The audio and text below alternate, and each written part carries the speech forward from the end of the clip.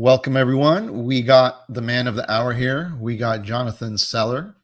I called him Jonathan Sellers last time, and he got upset. Sorry about the S. Yeah, just seller. There's only one of me. You're just a seller, not a sellers, right? Yeah, I'm not plural. It's just me.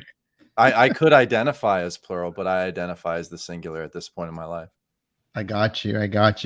I'm glad you're on because you are probably one of my favorite DeFi YouTubers. Number one, like I actually can watch your videos. I can't watch 90% of the videos out there. Hey, what's up, guys? I found this brand new coin. I think it's going to the moon, and oh my gosh, we're gonna make millions. Yeah, I hate that too. You're so good at it. Bro, I'm not. I named my channel the FUD Farm because I felt like there was a place in the DeFi community where one guy could literally just emphasize the fear, uncertainty, and doubt in this absolute DeFi casino play stuff that we're in. But it's, I don't know whether I'm doing a good job or not. I'm just trying to like be myself and, fill a void. I don't want to be a moon boy. And I also, I just want to give an honest perspective about what I see in DeFi. Okay. I mean, you've done that. I think you've done that a lot. You're the one guy that does overemphasize the risk a lot. You're always like saying, hey, this is risky. This could be a rug. This could be, and I appreciate that. But at the same time, when it rugs, people still get upset. Oh yeah. And they go after guys like me because I'm the face they see every day, right? And if they heard about it through me, I'm the easy target. And as you saw, we saw this with Goldbridge. Me and Mike invited people into an opportunity. In case people don't know, it was a PAM account, offshore PAM account. We told everybody that's what it was. We told everybody this would be a sacrifice, high risk. Don't put anything in more that you can afford to lose. We said we're not going to disclose who the trader is because the people that invited us said, please don't disclose who it is. So even still, you end up in a CoffeeZilla video getting clipped. 3 million people saw my face, associated it with some kind of scam. But luckily, I don't know if you saw part 3 of the CoffeeZilla video. He didn't redact, but he didn't review. He didn't bring us up as a sponsor because I did a response video and told him, I said, bro, we're not sponsors. I've never talked with anybody from that trader's domain, never.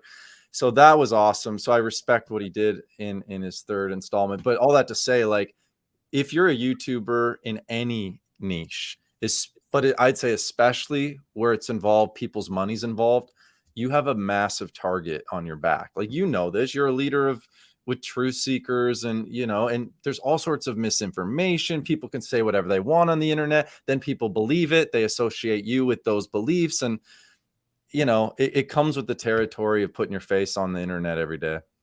How do you deal with it mentally? At first I didn't do well with it at all. This goes back to the drip days. There was a guy named Bartertown, and he used to make fun of me a little bit. He called me like a stan. And this was like the first time in my life, really, I was kind of getting made fun of. Like, I'm like, what? I'm just being the honest guy. Like, I don't think drip is going to be a sustainable project. And I've been right ever since, by the way. Drip is at 27 cents today. But either way, you're just yelled at. And then they started accusing me for like the dump, right? Because I went negative. And obviously it's stupid, Ponzonomic projects do Ponzonomic project things regardless of the YouTubers, but it's easy to blame the YouTuber. And then another thing too that's different about me maybe is with new information and new facts comes new beliefs. Like, I adjust my perspective. So people might say, well, I watched a video of you 2 years ago saying you thought this and that. And it's like, I know. And that may have been true at the time, but with new information, I try to pivot. That's what we all try to do in this investment world, and it applies to DeFi projects too, sadly. You said an interesting word. You said the word pivot, and you're doing another pivot. Yeah. Right now, you got Selling with Seller. You guys can go to the website, check it out. And I want to know something. Are you giving up on crypto? Is it like just got too dark for you? Are you just tired of the rugs? Like, what is it about? What are you doing? Or is the traffic going down? Because we've talked about this. Well, we know the traffic in crypto and finance channels is going down a lot. Yeah, exactly. That's why, hey, like this video for Dow King, man. This guy's Like and still, subscribe. yeah, do it. Support his channel. Because, well, honestly, a couple weeks ago when the Fed went after Binance and Coinbase all like in the same week, for different reasons, some overlapping, some not, it became very clear to me that the United States is signaling that crypto is not welcome here, that it isn't something that is going to hit mainstream anytime soon. You see all sorts of buzz right now with headlines saying Fidelity or Goldman Sachs, whatever, has applied for, Bitcoin ETF. Guys, we've seen that maybe 100+ times, and they'll turn them all down. I think these type of things can be manipulated. Imagine if you were Fidelity, you buy all sorts of Bitcoin up front, you put a memo out in the news that says we're applying for a Bitcoin ETF, you sell the, like, who knows what's happening at that level. But it's quite apparent to me that crypto in general is not going to become mainstream anytime soon. So what does that mean? It means the market share of, like, I think about, like, as a marketer, right? Who's my viable audience? Well, that audience just became smaller. And as they rug pull the on-ramps and the off-ramps, meaning right now they're trying to get rid of off-ramping crypto, meaning you sell your Bitcoin into USD, you send that from Binance to your bank account. They're trying to take that away. Well, once they get Binance, they'll go Coinbase, and then what's going to happen? It'll just be the geeks like me and Dow King that still find a back door how to get our money into crypto and get it off, or use a VPN. And right now the crypto bros are like, Jonathan, you can use a VPN, you can do that. I know, guys, but is my mom going to do that? That's all I care about. Until my mom and grandma can articulate why they want crypto, why they need it, and until there's some sort of movement. I mean, we've printed trillions of dollars and we still haven't seen Bitcoin be that massive hedge for inflation. So what catalyst event is coming that makes me believe, like, I think the Bitcoin halving is our next catalyst event, and that's not till another year, literally a year from now. So I'm like, I want to pivot because I don't see there being mass attention. And then I saw with Paul's chain, I'm like, even that was supposed to be a big catalyst.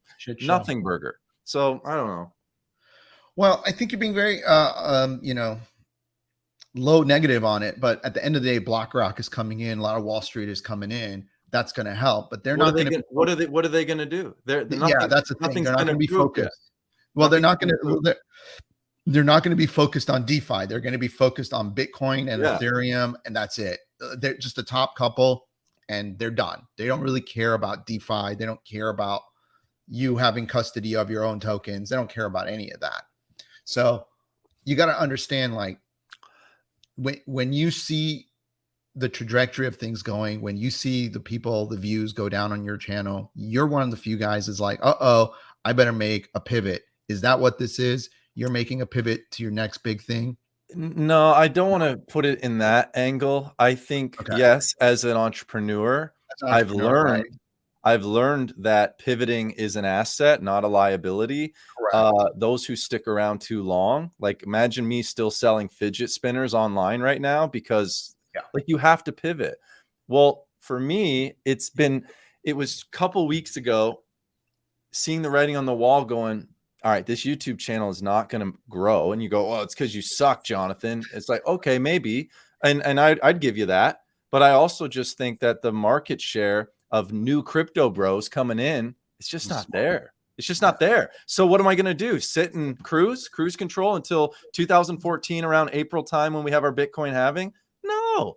I'm going to focus in on what I was doing prior to this channel, which was affiliate marketing. I put that on back burner, and now I'm like, you know what? I bet you I can be a resource to my community, helping them increase their bottom line. So if they do want to continue in these risk plays, they'll have some extra house money, fresh capital from their affiliate marketing opportunities to do so. And that's really what selling with Seller is all about. So you were doing this prior to crypto. So, because I saw some of your videos, and some of your videos, like the one you did with Anheuser-Busch, was really right on. I was like, damn, like, you know what's up. What is your background? How do you know how to market so well? I can tell from your own channel, you use certain words and certain phrases and the way you just like your presentation, like you are a master marketer. What do you do? What did you do before Yeah. YouTube to get to So this level? I really appreciate that. And honestly, I think the one thing I teach people that are in front of a camera or on a stage behind any sort of microphone, here's my iPhone microphone, is to begin when you open your mouth, begin with the ideas that your prospects are having around said topic and speak to the rebuttals. So figure out what are their thoughts currently on the situation and what are their rebuttals. So that's why you'll hear me often say, like, you know, and maybe you think I'm a crappy YouTuber, and you know, that's fine. I'll give that to you. You are What am not. I yeah, but what am I doing there? I'm trying to bring in the person who goes, "Oh, Jonathan, he's full of crap, full of crap." If I state that, who's got the power? I do, because I can read your mind. And so I just really try to speak to the rebuttals of whether it's in crypto or whether it's in selling a product. So go to answer your question. My background was in ministry. I grew up, I had a lot of benefit going to an awesome church. Not everybody has that experience, and trust me, that's fine. I don't care whether people go to church or not. I don't even go to church anymore, to be honest, but it made me go like, man, this would be a cool opportunity to like be part of. I was doing music at the time, and so I knew being in church world, I could do music, but I also learned like how to speak. I had a speech impediment as a kid. I couldn't say the letter R. I started doing these speaking contests and I started winning. So it doesn't take a genius to go like, dude, maybe you're half decent at this crap. You suck at math, you suck at basketball, you're Canadian, you suck at hockey. What are you going to do? So I ended up going to a Bible college. I got an undergrad in theology, went and did my master's degree, worked in church world for a while. And then I stepped back, and honestly, what allowed me to step back was I tested the waters of affiliate marketing. I was watching Gary V. You know Gary V? Yeah. Yeah. I've actually sued one of Gary V's companies. That's a different topic. Oh, I want to hear that story. I won. We won. Wow, bro. That's amazing. Like VaynerMedia? They were okay. So he took over. Okay. So he took over Guys, a company. we're getting the inside scoop here in Dow King's legal battles. Lean in, like and subscribe. So he took over a company. I'm not going to say their name. He bought it out. And he's buying out a lot of companies that we were suing already. So then VaynerMedia became the entity that, but then their lawyers came back at us and said that they have signed an indemnity clause, which they indemnified VaynerMedia. So created a little bit of a problem. However, that company had an insurance policy. So we thought we were going to get way more because VaynerMedia took it over. And then we realized, no, we just got this insurance policy, which we ended up taking in mediation, almost most of it. So it is what it is. So yeah. Well, that's cool, man. I dated a girl that got sued by Donald Trump. That's a fun story. Oh, man. But yeah, to go back to your original comments there, I ended up trying affiliate marketing. It was in the market of buying a mattress at the time. So I reached out to the mattress company. It happened to be Purple Mattress. You may have heard of them. Okay. And they were based in Utah. I reached out. I said, hey, I would like to buy your mattress, but do you guys have like an affiliate link or program? Because I had heard from Gary V, there's these people making money in affiliate marketing. And I was like, okay. And so I reached out and they're like, yeah, you're talking about your unique URL. And I was like, yeah, send me one of those. And then I was like, what are the rules? They're like, hey, if anyone clicks your link, you'll get 10% commission. And I looked at what the average product was, and it was at least $1,000. So I was like, okay, I'm going to make $100 if anybody clicks the stupid link and buys something. So then my mind started going, well, I got to figure out how to create a landing page, how to create a funnel, how to do email marketing, how to create a Facebook ad, how to optimize ads, how to create content, how to speak when you do create content, what is compelling. I studied all of the competitors on the internet. And, just here's one of the things we'll talk about in with selling with sellers. Most of the people that were doing the mattress reviews, they were talking about the product right away. where my video, I began talking about the pain points of the prospect. What are the pain points of people that are trying to buy mattresses? And so I'd begin with like, hey guys, if you're like me, it's super confusing knowing what mattress to buy, what's real, what's not. Like, and then people are like, yes, this guy gets me, this guy's, and then so if you win the first 3 seconds of your video, that's your first sale, right? They'll give you another 3 seconds. They'll give you. So I started winning on high retention views on YouTube to the point where my purple mattress video was number 2 in the ranking. So I didn't have to spend ad spend. I did spend a little bit of ad spend to help me reach that organic view. Then I turned it off. But I turned it off because they actually pulled the plug on me. They said, Jonathan, you are our number 2 affiliate. I was making multiple hundreds of thousands of dollars while working at a church. Wow. I went and bought my dream car. At the time, it was a Dodge Viper, paid cash. Like and I couldn't tell anybody about it from the church because I was like, they're going to think. You were making hundreds of thousands of dollars a month or year? Like, no, it was probably over the course of a year and a half. But for a guy working at Church World, I was like, I'm not set up for this. I was trying to make 60,000 a year and call it a life. Like I was super thankful for that, but so I have a lot of experience in affiliate marketing. I ran an e-commerce company for over 20 years. I know a lot of people have done very well with it. There's one guy I know. He was an affiliate marketer remember back in 2006, 7, and 8, where you had people looking for mortgages and loans left and right. Remember before the housing crisis? You pivoted. You knew what was trending, what was hot. That an entrepreneur puts his ears up and goes, I want to be part of that. Right. So this dude made a website, like exactly what you're saying. And then he started putting the website. He actually started buying Google ads. Check this crazy shit out. I already know what he did, but go ahead. I know exactly. Check this crazy shit out. This guy was getting paid anywhere from $20 to $30 per referral, for those sometimes leads, even more, because these banks are fighting for people to refinance like crazy. So they were getting like at the height of it, he was getting like $100, $150, $200 what do you call it when you fill out the lead? Opt-ins, yeah. Opt-in lead. So this is what this kid started doing. He started buying the AdWords that would only cost him like a couple dollars, and then he started getting even more money coming through his funnel. Yeah. He ended up selling his website and his lead funnel to Bank of America for $14 million. Oh my gosh. It's unbelievable, man. That's unbelievable. I love stories like that. And that's honestly like for our listeners, because they don't really care about me and you, but they care about themselves, how to make money.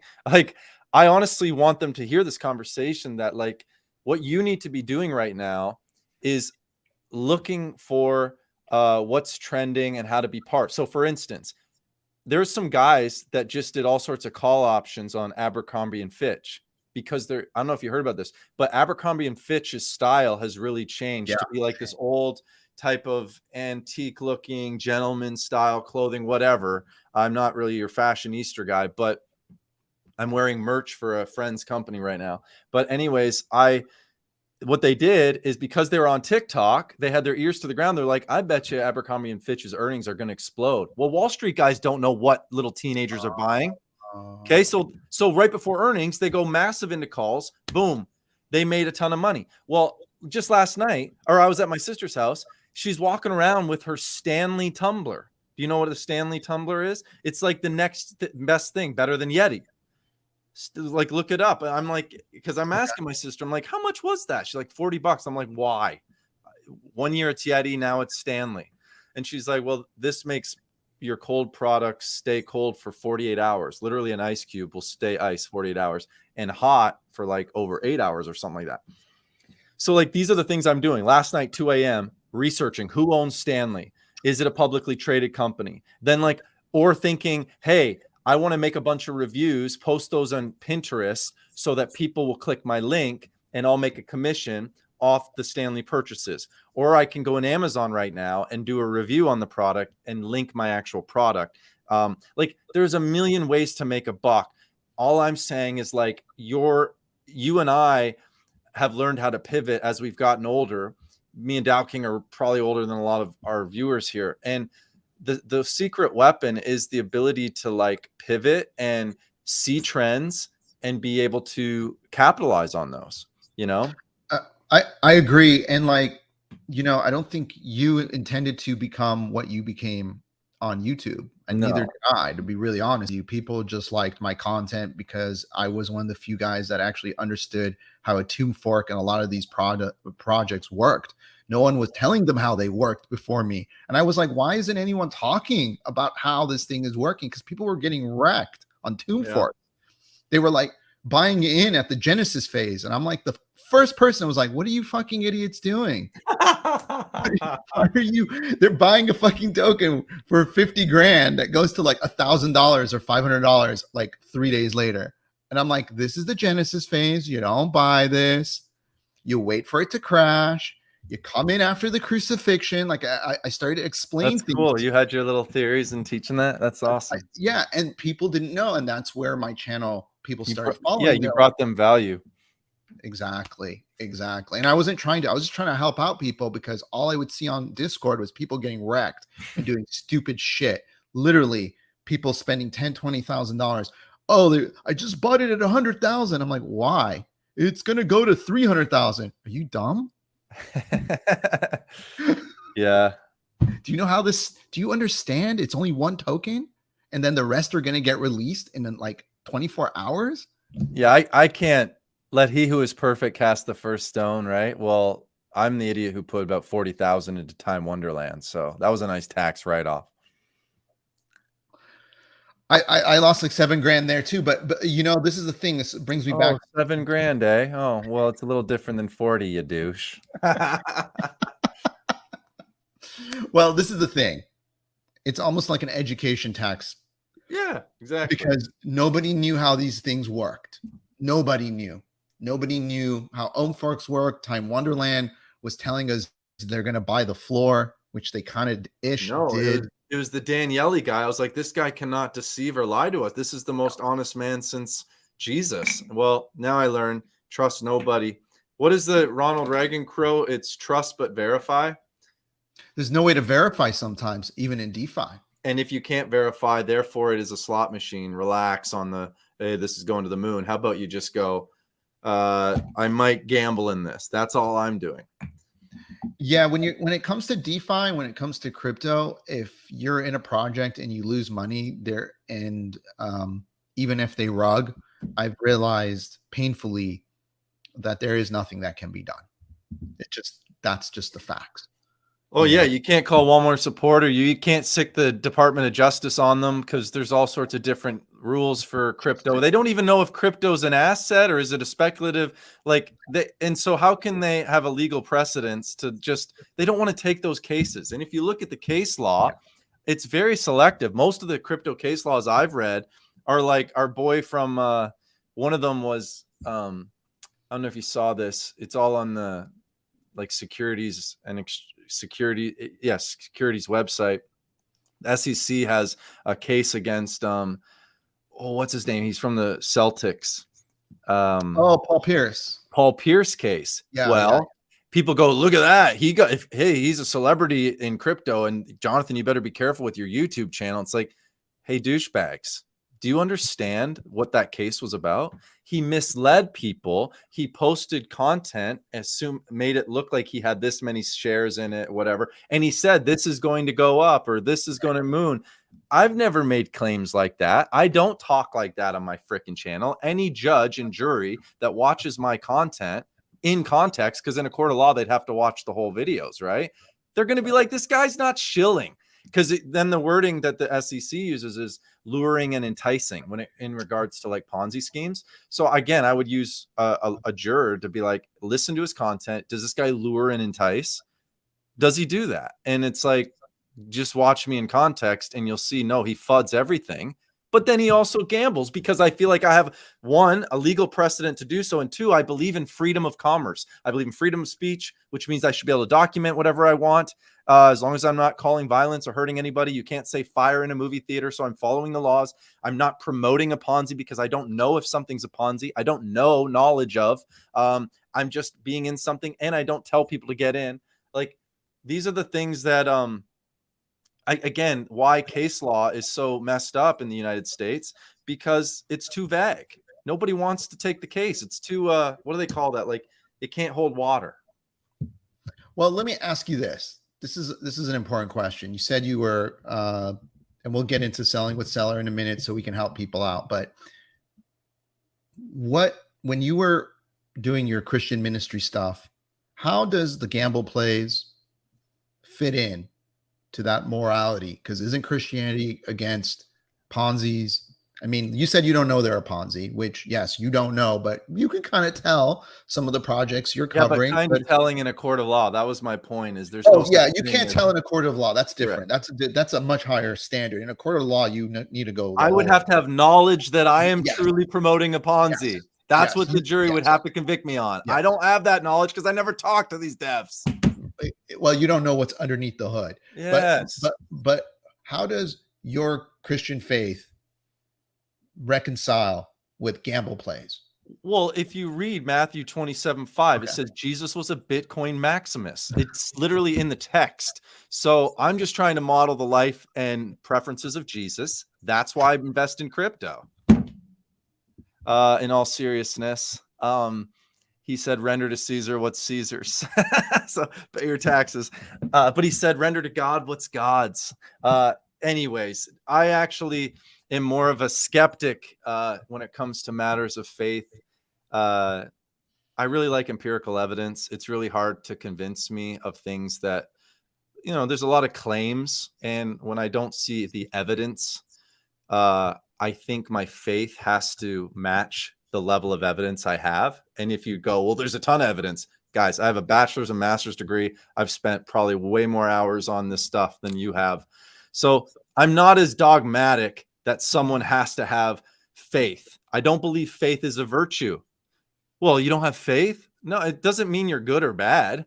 An atheist could be just as virtuous as a Christian that believes in Jesus. It doesn't say anything about someone's character.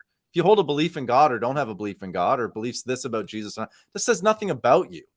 I can't create a belief. Like if I said, it's like aliens. Do you believe in aliens? Well, yes. Oh, well, then you're a good guy. And then the guy who doesn't believe in aliens, oh, he's a bad guy. It's like, no, they just don't have evidence. Some believe the evidence, some don't.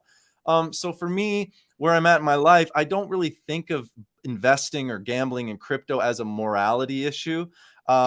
I don't see it through that lens at all. I know there are some fundamentalist Christians that might see it through those lenses, and they'll use some scriptures. They cherry pick verses and say, like, you shouldn't really gamble your money because then you could be, if you go in debt, you'll be a slave to your lender. But they'll justify getting a mortgage. So it's a little, again, these are just funny ways of dealing with scripture, because you can really pick a verse and attach it to one way or the other. And I've just given up playing that game. I don't believe that I'm out of bounds gambling in some of these things. It's like I can spend my money going on a date night, movie and dinner and all that, or go golfing. Some people want to do that. They're fine doing that. But if I want to take that same money and like throw it in a DeFi project, should I not be allowed to do that? It's very true. I agree with you. I agree. Let's get to your project, Selling with Seller. Do you want me to bring it up so everyone can see the website? Yeah, sure. Make sure you're on the right website. I know your search history. It's a doozy. He's like, delete history. Delete all history. That would be the best AMA. It would go viral if all of a sudden we should do that. One of those fake Instagram reels that they're faking it. Oh my God. So I just see this website, and it's you right here talking. This looks like it was done a while back, right? Or is this recent? No, it was a while back. I used to do these workshops called Becoming Irresistible Online, and I would teach people like how to, and I actually had my digital marketing company at the time, and we would teach people like SEO, Facebook, content creation. And so that's a clip, that first 30 seconds of my team and us doing that. So what I found interesting was it says $1.99 and now it says $4.95. How does the price go down? Well, I actually, So on Instagram, if you follow me at Sold by Seller, I put a poll out to my audience and said, hey, how much should I price this thing? Like, I want this to be from the community, for the community. And everybody wanted it to be super cheap. So to shock them, I said, okay, cool. How about $5? And they all thought I was full of crap.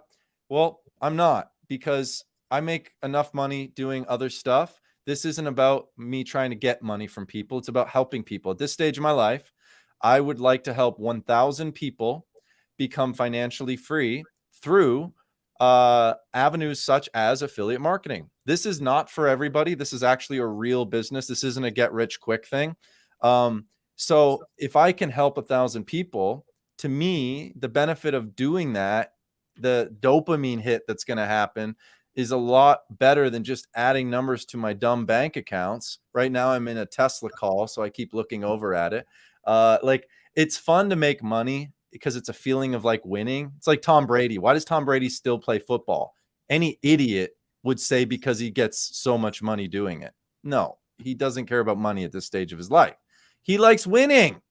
Okay. Same with you. Same with me. As guys, we love winning. Well, this is an opportunity for me to win and try to hit that goal of helping 1,000 people. And what they're going to do is take a 2-day challenge. It's a group of sessions, course sessions I've created. And at the end of 2 days, there will be some that go, yeah, this definitely isn't for me. And that will be the end of it. Or at the end of 2 days, they'll say, man, this would be amazing. I could see myself doing this. You know, we say in the course, it's going to take 1 to 2 hours a day. And if they want to work with me, then we get on a live Zoom call, and we have 3 opportunities that we present to them at that time. And they range from about $500 to $2,500, depending on what package they want. And I have a content team that helps create reels, create content. All of that's available. But again, I don't want people, like I said, I wanted to charge $5 so that money wouldn't be the object. I didn't want to give it away for free, because, you know, if you give away something for free, it says, oh, this must not be that valuable. And it is. I spent a ton of time doing this, and I needed the psychology of putting in the credit card number and them taking a step toward, I'm going to do this 2-day challenge. Like, I needed that to happen in their brain for them to actually take this serious. And then how many people have signed up so far? I heard on one of your videos, you got like over 100 people. Dude, over 150 so far. And even while we're doing this, I see new sales coming in, and it's only been launched for 24 hours. We're launching July 1st, but I just kind of am pre-launching it right now, giving people access, hopefully collect some testimonies. So the response has been absolutely amazing. And I really hope people like it, you know, or else I'm going to have to refund a lot of $5, bro. I'm going to be broke by the end of this thing. I mean, this makes me want to join, to be honest with you. I'm about to. Well, hey, if money's an issue, and I know it is with you, Dow King, I'll send you the $5. Yeah, I appreciate it, man. It's rough out here. DeFi. Do people know where you live, by the way? Yeah, some, not all. Because you should tell them, because then people would be like, that guy is crazy. No, I'm not.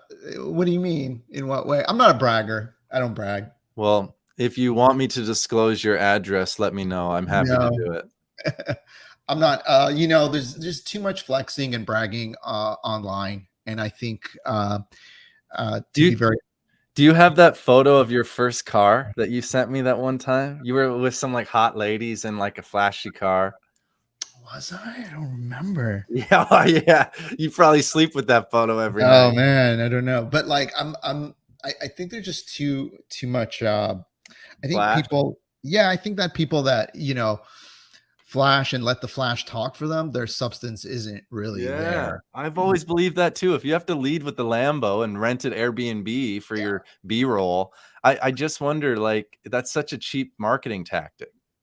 Yeah, you know, it's funny. I right before a few years ago, I reached out to this guy on Instagram because I saw he was trying to sell like marketing packages for e-commerce companies. And he had the Lambo and all this stuff, and I was like, wow, he's doing really well, because our e-commerce company was sucking at social media. And the new CEO, after I sold it, he wanted to do like more social media. So I reached out to this guy, started talking to him, and within 5 minutes, I'm like, he's a fucking idiot.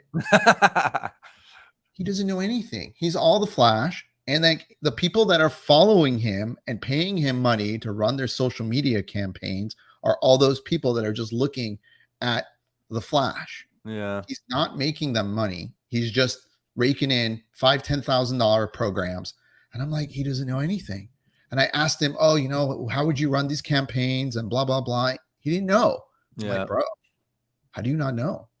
He's like, I would just do a call out for you on my Instagram channel and I'll help you build your Instagram channel. But how? No answer. Don't worry about it. I'll help you. We start with $5,000. What? Send it now. He legitimate made his Lambo do his marketing for him. Yeah, and honestly, the secret sauce behind why I'm doing it the way I'm doing it is people will grow to know, like, and trust me after one, they've only had to spend $5. They're going to be like, that was super nice. Two, they're going to get inside the course and go, this guy spent a lot of time, energy, and effort. This isn't just fluff. I'm learning new skills in this. And at the end of that, I believe, like, if you go on a date with a girl and she has a wonderful experience on the first date, I know exactly what's going to happen. She'll be open to a second date. And that's what I think happens in business. It's the way I've always operated, is provide enough value and people will typically take you out on a second date. You said here that you got paid by YouTube over $250,000. Just from one, actually. I made more than that, but that was just from one specific review video I did. Of what was the review for? That one was of the purple mattress. Damn. How many millions of dollars worth of mattresses did you sell? Well, I can't say I did I sold millions of dollars of mattresses, but I didn't make millions in profit. But yeah, what happened was, when I knew I was doing well with one mattress, I reached out to all the other mattress companies and said, hey, you guys want me to sell your mattress too? And they're all like, yeah, where do we send our mattress? So they'd send me free mattresses. I'd give them away or sell them to my friends at a discounted rate after I made my review video.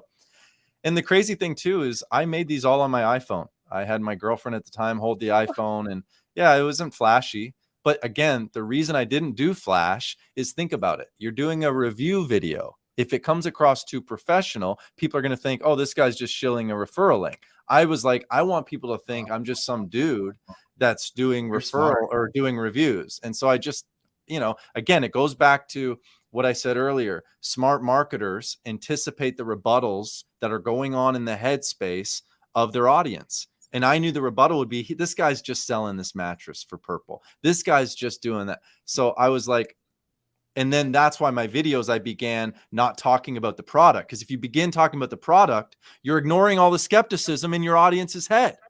They're not ready to hear about the product. They don't know whether to trust you or not. So that's why in my videos, I would say, hey guys, I'm in the market for buying a mattress. I got this. I don't even know if I'm going to like it, because I don't know if I'm a back sleeper. Do you know if you're a back sleeper, a side sleeper, And I would ask these questions. And what am I doing? I'm just keeping them. Watch my video. Keep watching my video. Keep watching my video. The payoff comes later on. Mr. Beast does a great job at this. Hey, if you stick around at the end, I'm going to show you, we're going to crush a Lambo. And like, when you do crap like that on YouTube, the algorithm, all they care about is holding on to people for a longer, higher retention view. So my content was winning on all fronts. I was winning on YouTube because I was keeping people longer than all my other all the other purple mattress reviews. And I was winning because people would actually click my referral link and I'd get paid $100 for every mattress I sold.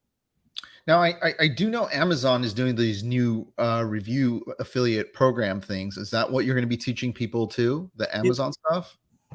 Not so. There's a million ways to make a buck in affiliate marketing. One of them is, Amazon has an Amazon Associates program where you can have a referral link for any product on Amazon, and they'll pay you like a 3 to 5% commission.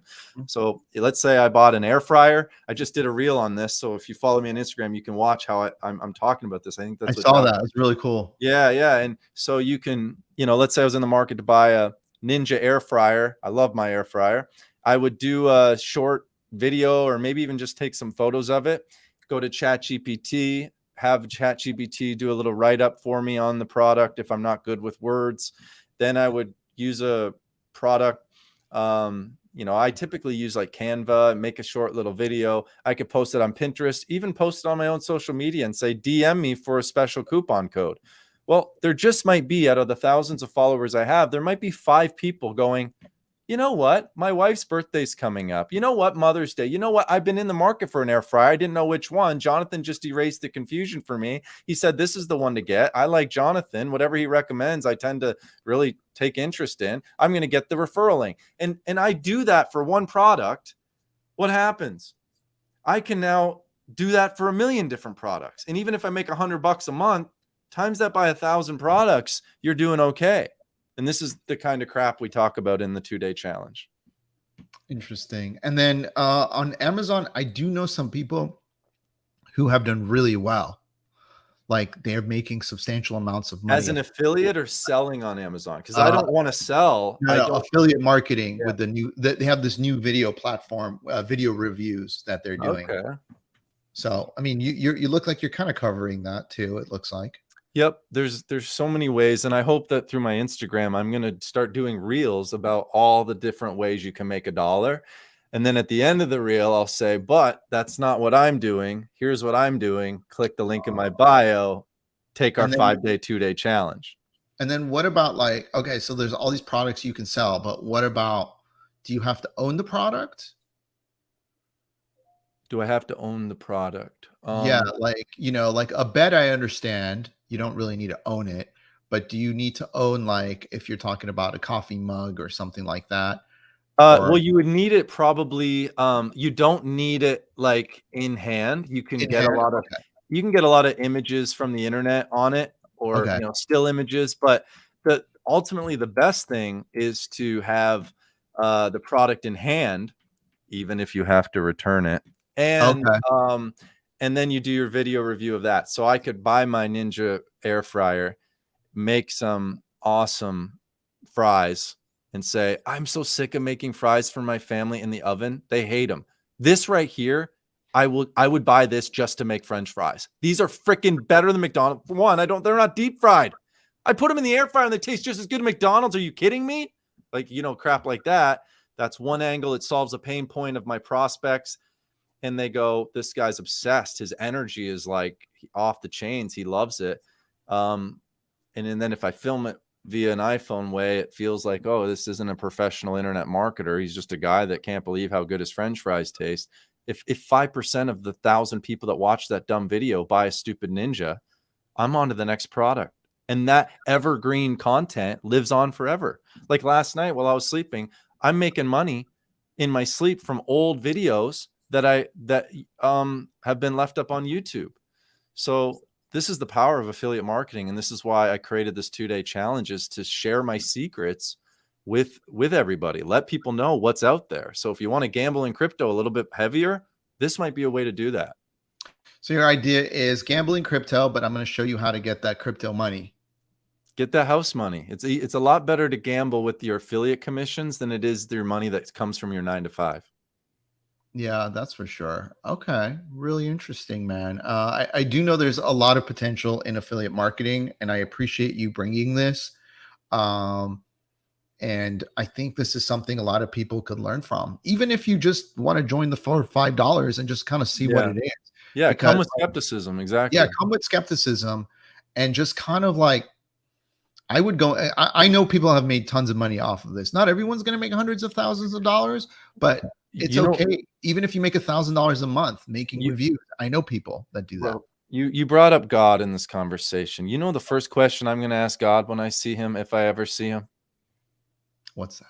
Why wasn't I born a hot female in America? Do you know, Dow King, if I was born a hot female in America, how rich I would be? I'm not talking just doing OnlyFans, okay? I'm talking like you show up as a hot female.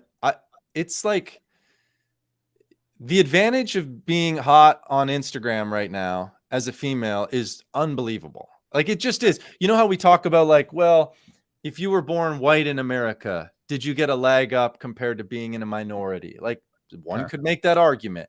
I want to make the argument.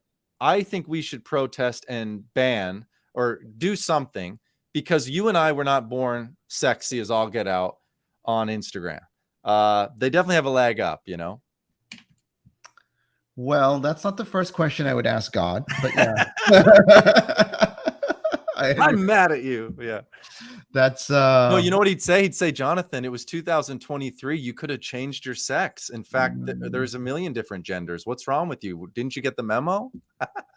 You could have became that sexy female. Free of charge. Your healthcare benefits would pay to chop it all off. I mean, I think being a male in America or most countries and being white is probably still very advantageous. Sadly, you are right. If we really want to look at it, out of the Fortune 1000, how many women are in their leadership roles? It's probably very, very small. But what you just referenced is old money. I'm talking about the new wave of money, which is the internet is making it totally available. I'm saying the flip is happening.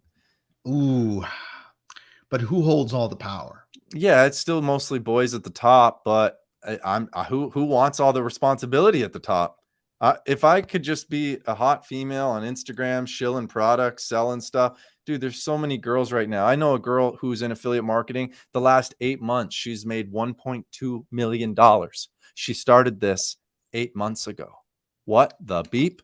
$1.2 million, all verified. So what do we got to do? Do we have to get avatars, like put hot girl like faces Dude, on? maybe that is where AI is going to fix the problem for us. That's what We will it is. appear as, yeah. See your bonks in the chat. What's up, your bonks? We need to buy some NVIDIA stock. Hi, you bonks. Yeah, if we buy some NVIDIA stock, bro, we can get the chips early and create our own little AI YouTube channels. Oh, look at what your bonk said. I've been doing well with affiliate marketing for the past few years. It's a great skill everybody should learn. Yeah, I agree. Amen. Some would argue that, well, or FUD Farm, what you're doing on crypto is affiliate marketing. Every time you leave a referral link, you're getting benefited. Well, they would not be wrong.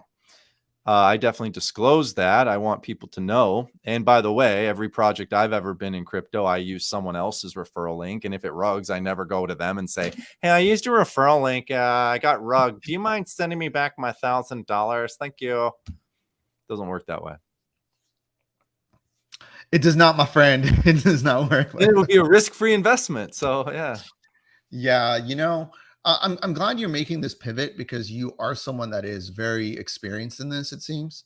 And I think like a lot of people only think you can make money one way.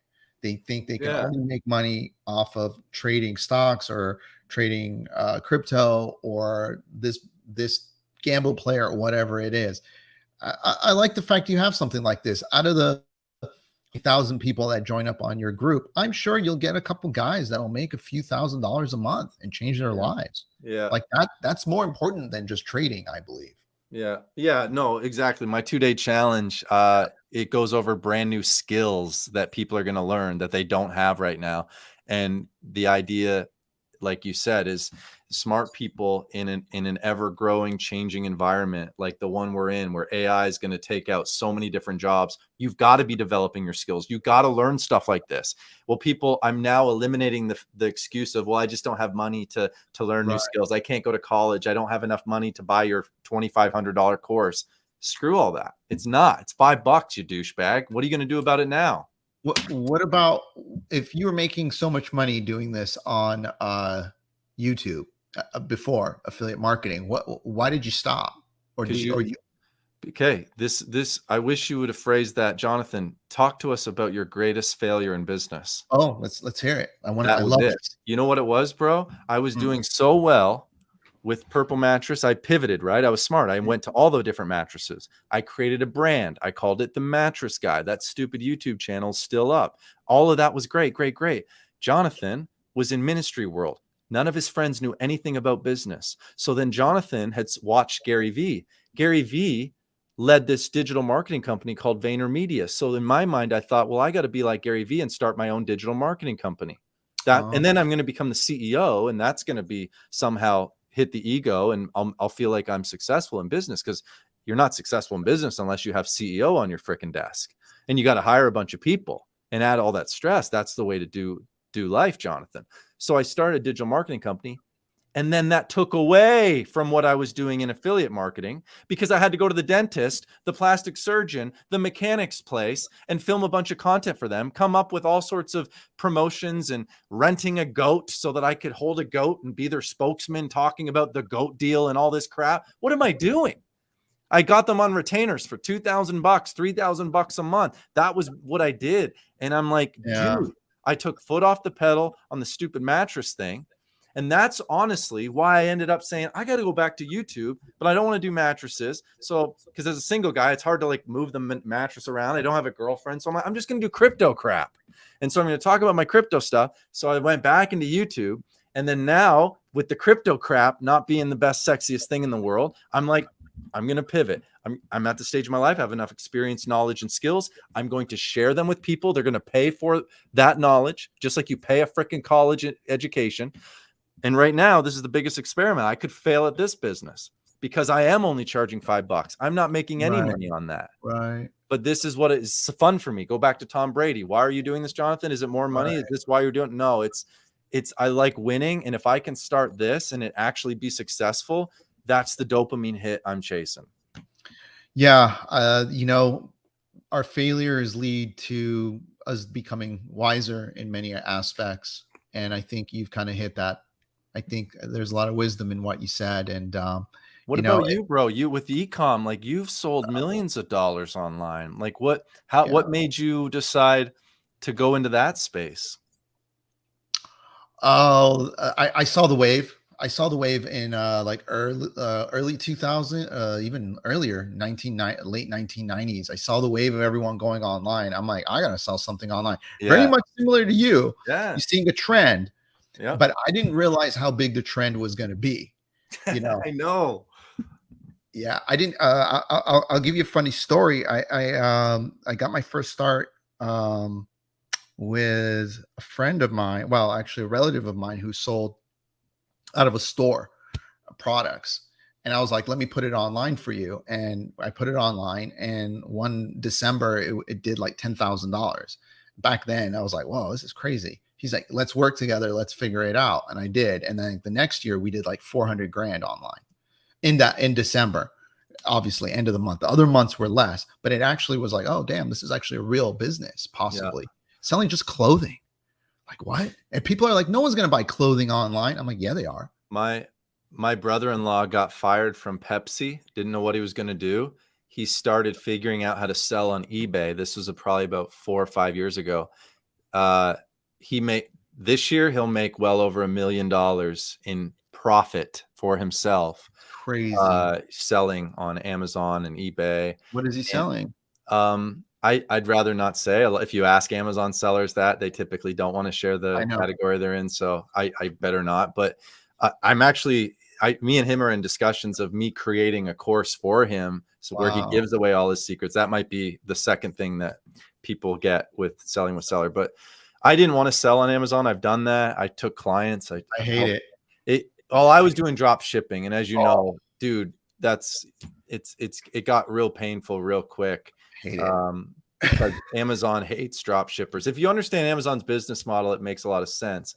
Like I want to say this because I know there's some young people that don't get how Amazon works. Let's say, for instance, white t-shirts are popping off on Amazon, right? Well, Amazon has all the data. You and I don't. So they can see the hot, sexy product categories. They know what the price point people are willing to buy at. They know what time of month these products sell.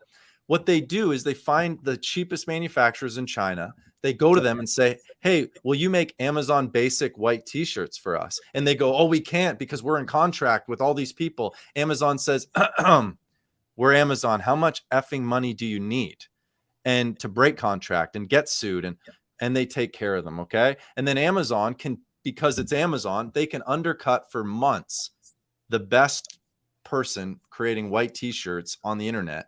And now Amazon wins the buy box and they win ranking. And it looks like, oh, well, Amazon's there because they do have the most sales. So it's not because it's Amazon, it's because they do have the most sales. And that's why it's organic, but it's all shady, man. And so if you try to white label a product and it does well, your biggest competitor becomes Amazon itself.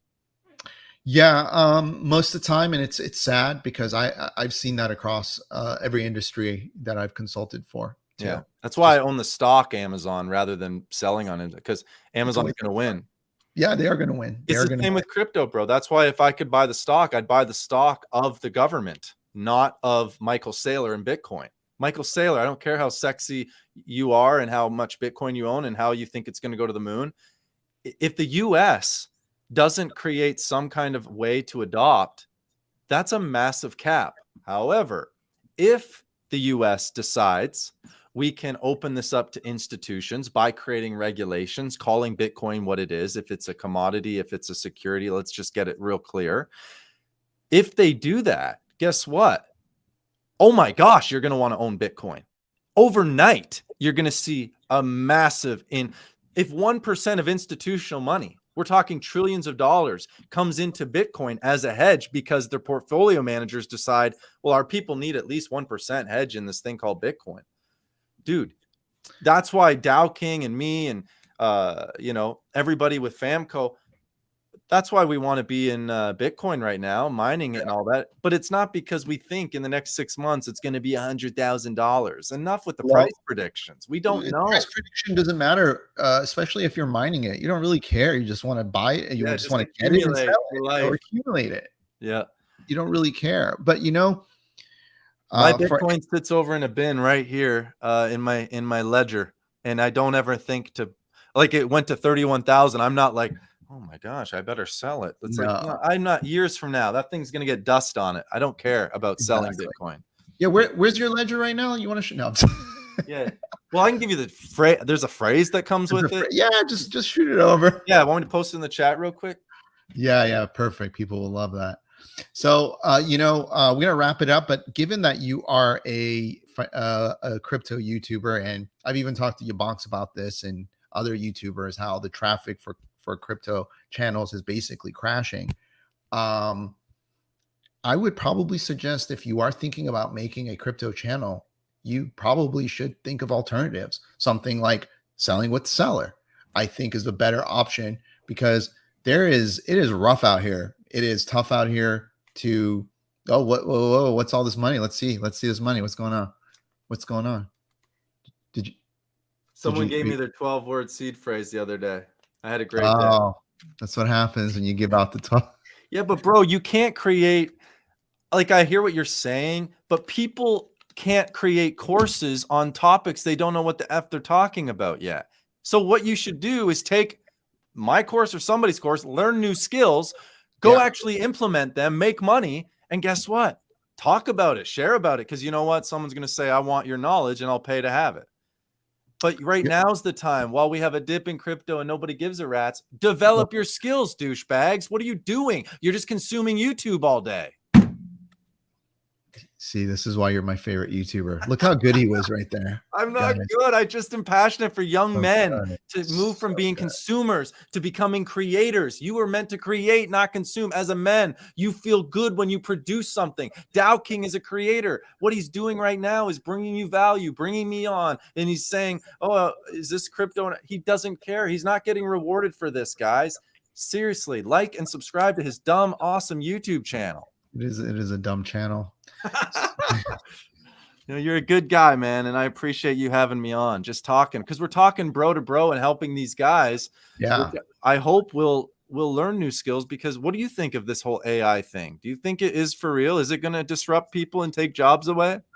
It's crazy, because I've watched the automation happen all around the city, all big cities. Like the other day I was in a parking lot that had an actual attendant that took my ticket, and it's a city parking lot, and I noticed in the other city parking lots they finally put in the automated ones, and that technology has been around for over a decade now. Right.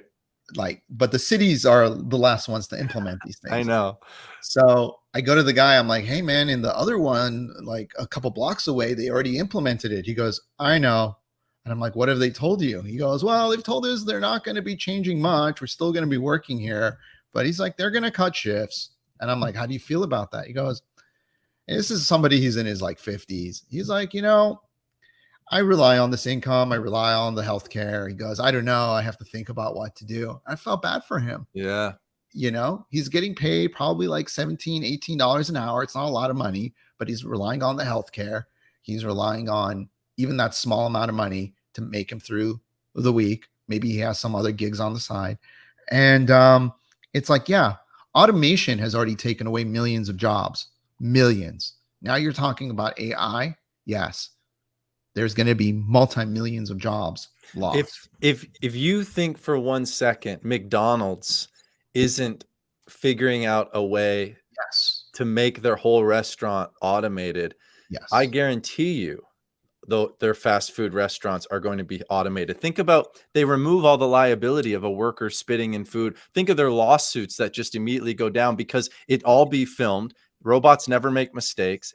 The food is always cooked. No, like, it's so automated. It's perfect. And me as a consumer, I know that when I go, my burger is going to be fresher because, the manager wasn't overseeing the team at the time and the team forgot to put in the fries. And so they sent me the cold fry. None of that happens. And then literally the number one expense for McDonald's is probably their workforce. Robots don't get tired. Can you imagine now? McDonald's never has to be closed. It'll be open 24/7. So when you want that Happy Meal at 4 a.m., it will now. McDonald's has no reason to close. Why would they close? Their robots aren't tired. So now McDonald's revenue jumps, liabilities go down, and you want to think that automation and AI isn't going to take over the world? Do you know how many jobs will be like low income jobs are gone? You got to develop your skills, guys. You've got, like, this is the warning. Develop skills now, because all those low income paying jobs, which a lot of people rely on, they didn't go to college. It's going to get weird, man. I have a feeling we're moving to a universal basic income faster than we think for a lot of people. But what is that income going to be? It's not going to be much. $500 a month, $200 a month, $300 a month. You can't live off that anymore. You can't live off that anymore. Yep.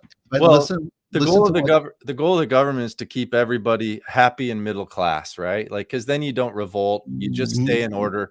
And who wants to live under the oppression of being happy and middle class? Have a little bit more decency for yourself. Like, seriously, you have one life to live and you're just going to settle because you have Netflix, you got your pizza at night, you got your girlfriend. Like, I didn't ever want to settle. And that's why, like, even today, I'm launching a brand new thing. Why? It's what makes life interesting. The people I follow on YouTube when I consume content are people that inspire me, like Elon Musk's, where it's like, why is he doing all this crap, guys? It's because he's a decent human. He honestly loves people and wants to help humanity. He doesn't need more money. He's not sleeping around with a bunch of chicks every night. He's over all of that garbage. He's just being he's a great guy. Probably sucks as a dad because he's too busy, but whatever. We all can't fire on all 8 cylinders, but that's the type of people I want to be surrounded with that inspire me, to never settle. Yabong said, even in my industry, software engineering is getting extremely automated by AI. AI is writing great code these days. AI is going to write their own code. So when AI goes, hey, we haven't learned the Pakistani language on this, they're going to learn Pakistan and then they'll write code. And I've already seen it. If you watch the open AI conversations, listen to their leadership, that was one of the examples they gave. They said 5 months ago, we realized that AI had learned a language and now they're able to code in this. And we'd never taught it that. And they literally said this, and we don't know how they did it. It's crazy. That's freaking crazy. Wait till ChatGPT 5, where it includes video. Right now, we're typing things, right? Soon I'll be able to talk to ChatGPT, upload, let's say, my ex-girlfriend's texts. It'll start talking like my ex-girlfriend. I'll be able to walk around the house instead of, hey, Siri, it'll be, hey, ex-girlfriend. And it'll sound like her because I'll have a clip from a voicemail. She'll be walking around the house.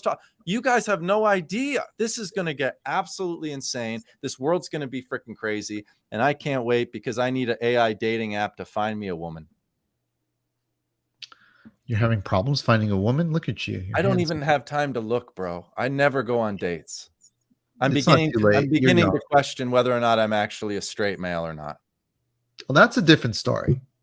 Well, I watch so much Fox News and every night it's about transgender this, transgender that. So now I'm like, maybe I am a completely different gender, that maybe this body of mine isn't my own. Maybe I need to cut it all off.